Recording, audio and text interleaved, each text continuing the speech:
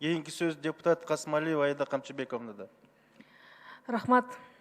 Ушул мыйзам боюнча дагы биз мына январга өкмөттүк саатта киргиздик. Ушул мыйзамдын аткарылышын жакшылап караш керек болуп атат да. Айтсаңыз, мына 2019-2018 канча адам өлдү үй бүлөдөгү зордук зомбулуктан? 2018 жылы 2 адам каза тапты. 2018 жылы 68 аял өлдү деп жүрөт. Массалык маалымат каражаттарда тастыкталган статистика. Бизде каттоо боюнча ГУИДте информационный центрде катталган эме боюнча иштер боюнча 2 адам болуп атат. 2019 жылы канча адам өлдү? Бүгүнкү күндө акыркы эмелер менен алсак, бизде бүгүнкү күндө 2 адам болуп атат.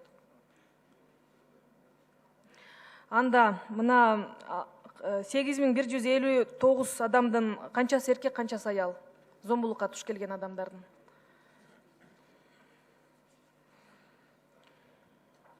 Так.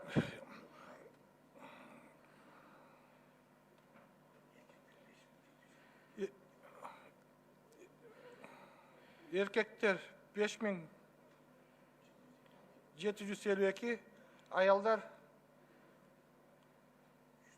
393. Siz өзүңүз түшүнүп атасызбы айтып атканыңызды? 5000 эркек зомбулуктан жапа чекти. Жок, айтат. Аялдар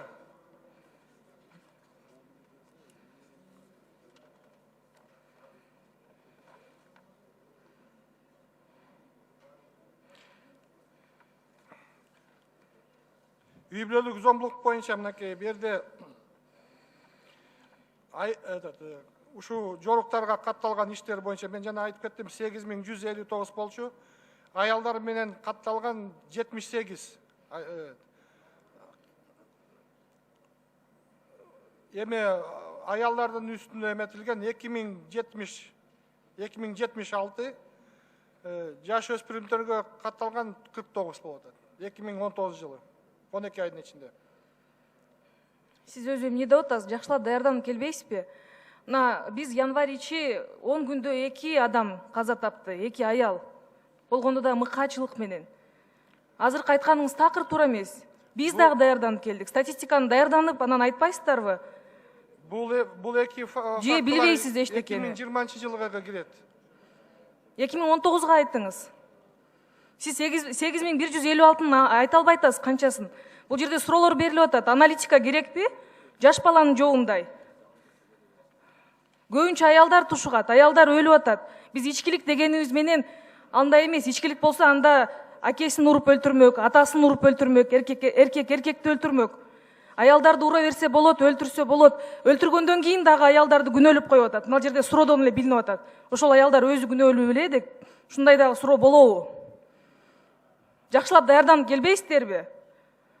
Ушундай ички иштер министрлигинин айынан ушундай сиздер алар келгенде арыз жазганда дагы ушундай мамиле кыласыздар. Сиздер үчүн бул кылмыш эмес.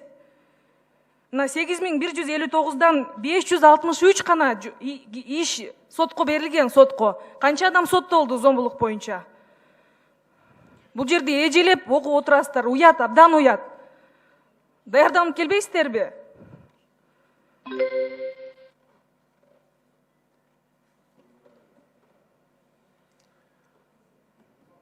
Жооп бериңиз. Азыр сиз жана 78 дегендериңиз туура эмес. Биринчи башка цифраны айтып атасыз. Экинчи жолу башка цифраны айтып атасыз. Эжелеп. Мен сизге ошо 2019 жылдын 12 айдын ичинде цифраны айтып атам да. Жакшылап ушул мыйзам боюнча даярданып келип, жакшылап түшүндүрүп бергиле анализди. Үстүртөн карабастан жөн эле бир статистиканы айтсак, ошого жооп бере албай атасыздар.